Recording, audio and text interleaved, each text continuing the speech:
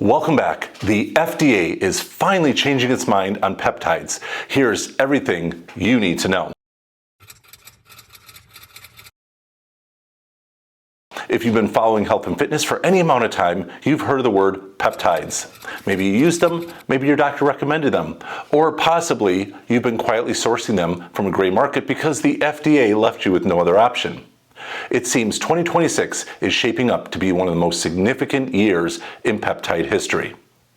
Today, we're going to look at what the FDA is actually changing and why it matters, the 12 peptides that are finally getting a second look, who's fighting against your access, and what their arguments are, why the mainstream media coverage of peptides has almost been entirely negative, reasons that there's no positive press from the major news outlets, and the theory that Big Pharma has been pulling strings behind the scenes.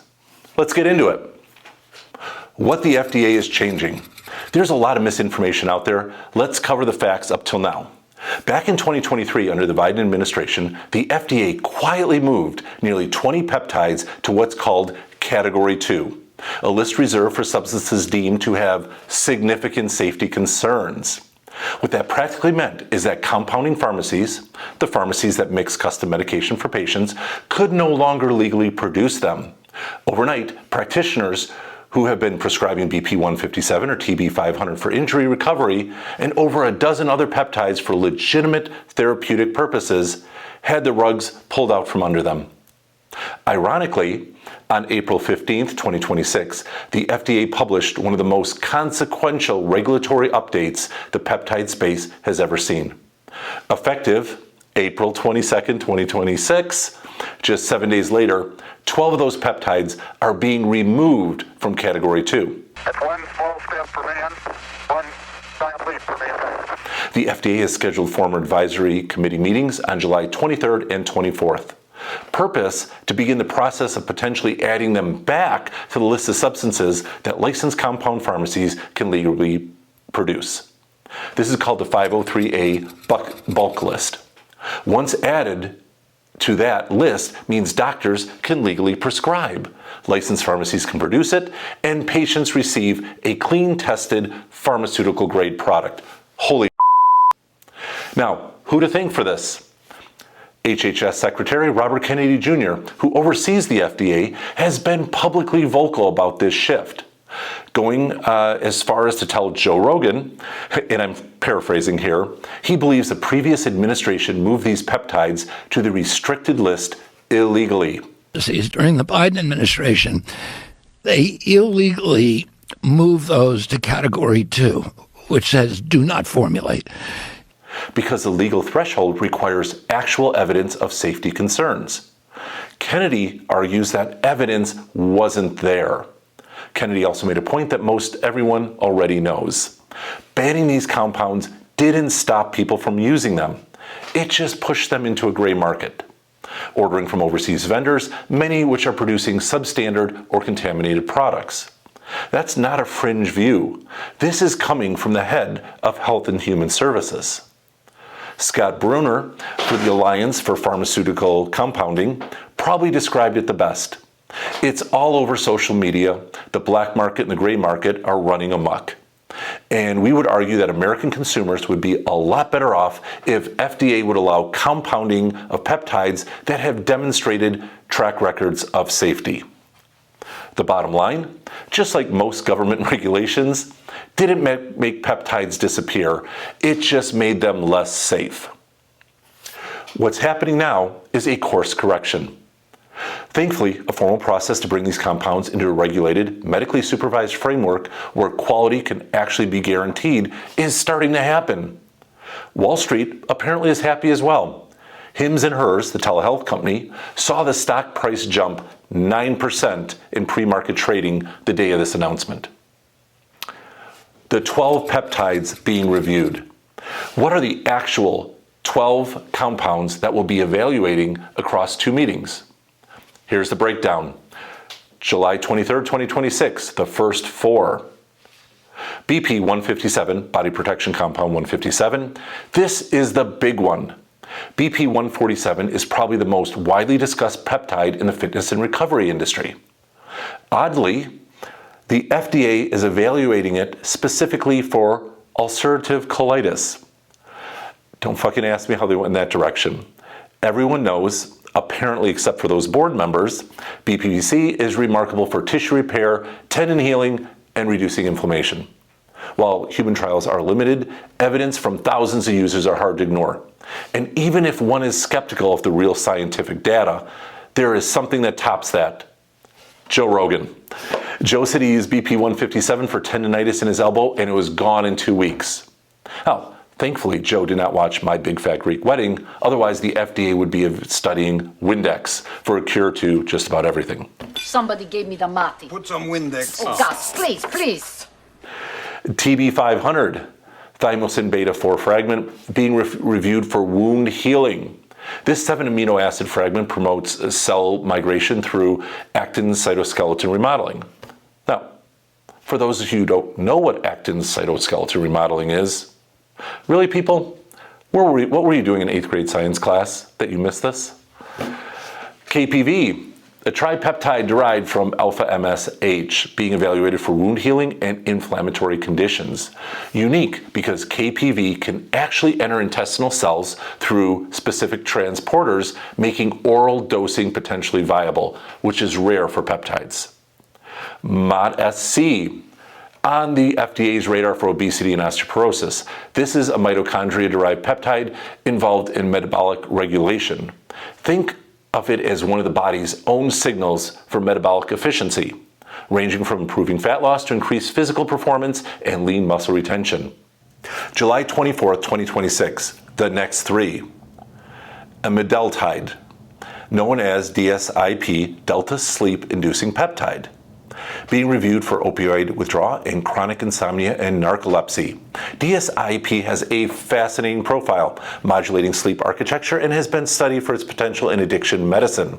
In an era where opioid dependency is a crisis level, a peptide with legitimate withdrawal mitigation potential deserves some scientific attention.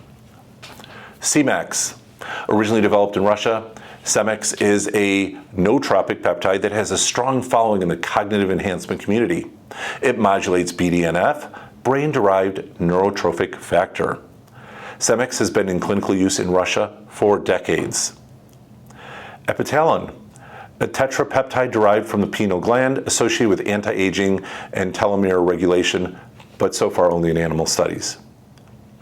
By February 2027, 5 more will go to the committee based on available regulatory filings. 3 confirmed include GHK-Cu, the copper peptide, arguably the safest peptide in this class. With a safety grade of A from independent reviewers, it accelerates wound healing, boosts collagen and elastin production, reducing inflammation and improves skin firmness. Ipamorelin, my favorite. I like it a lot. A growth hormone secretage that stimulates growth hormone release, without many of the cortisol prolactin side effects of older GH-releasing peptides. CJC-1295, again, one of my favorites, often stacked with Ipamorelin for sustained growth hormone release. CJC-1295 plays a vital role in building lean muscle mass and supports restoration and healing. The key takeaway? This isn't just a bureaucratic reshuffling. These are compounds with real scientific backing, real clinical interest, real communities of people who have experienced meaningful results. It's so disturbing that the politics has caused what is essentially amino acids to be unavailable for apparently no reason at all. Actually, there is a reason. The voices of opposition. Now, I want to be fair here. Like any argument, one has to engage with the opposition rather than dismiss it, no matter how much fun it is. The loudest voices against easing peptide restrictions are coming from a few distinct camps. Camp 1, former FDA officials and consumer watchdogs. One of the most vocal critics of peptides is this guy, Dr. Peter Lurie, who happens to be a distant relative of Tywin Lannister of the Game of Thrones. Tywin did a lot of great things for Westeros, and Dr. Lurie did some phenomenal work at the FDA. But when it comes to serving self-interest, both of these guys are the worst. Dr. Lurie, after leaving the FDA, now leads the Center for Science in the Public Interest and has been particularly vocal, going too far as to call the current movement the Wild West about to become wilder.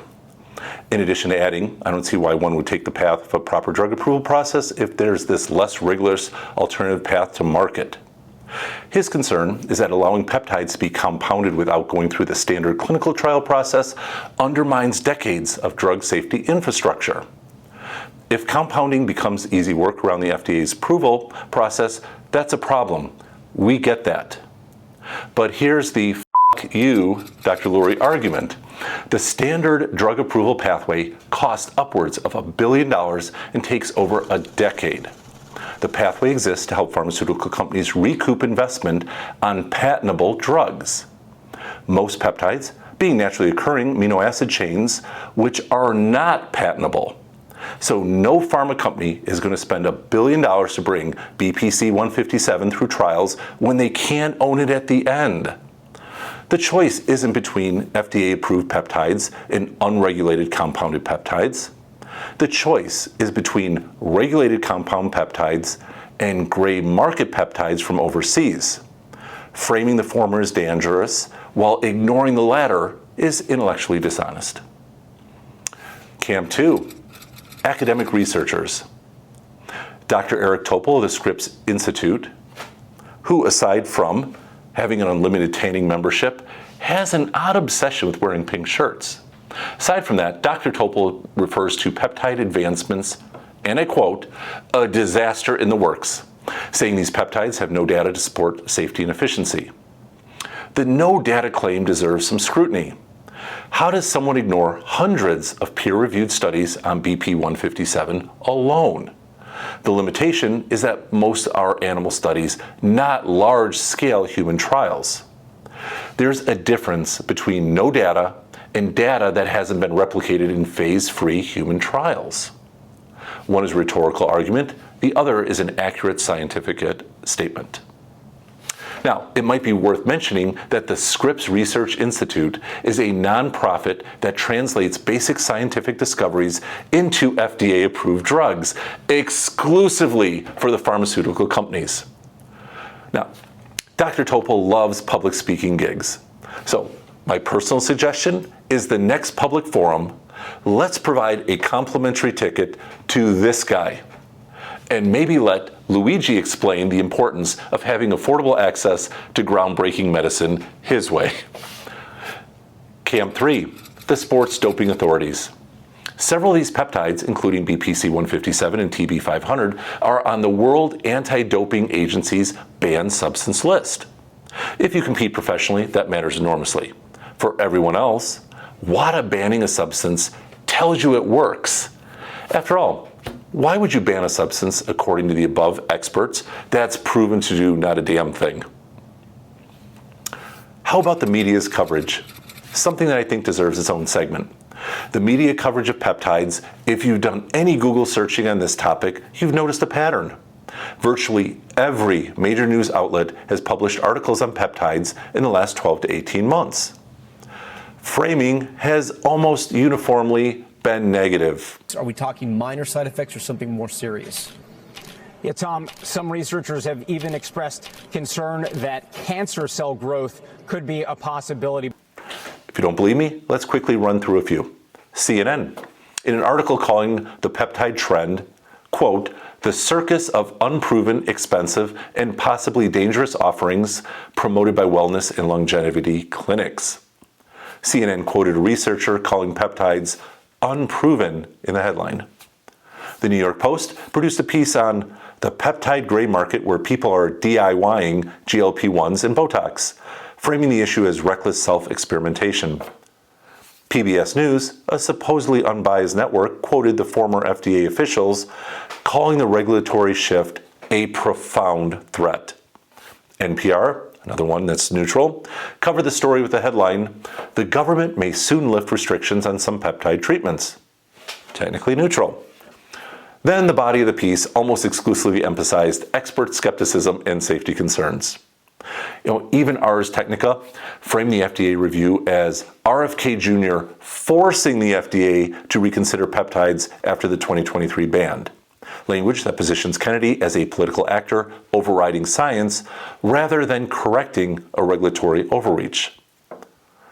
Let the Main Street journalists tell you, there is no bias or political slant in reporting, and no one is pushing any type of narrative at all. Absolutely not. Oh, except, how does one ignore a glaring obvious pattern? In every single one of these articles, the burden of proof is placed entirely on the proponents of peptides.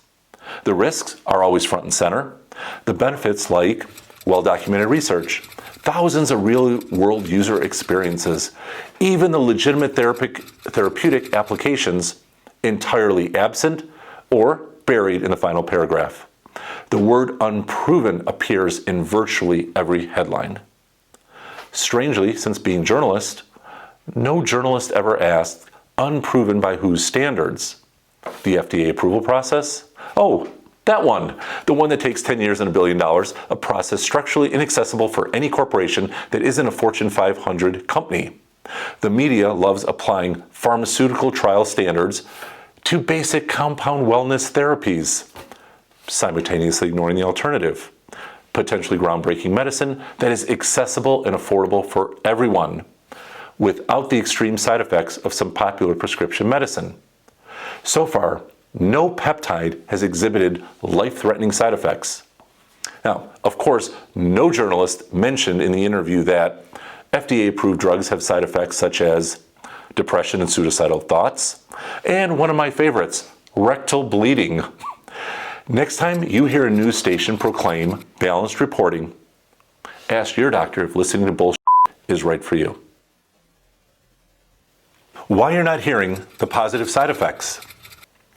A few obvious reasons. Reason number one, journalism follows conflict and fear.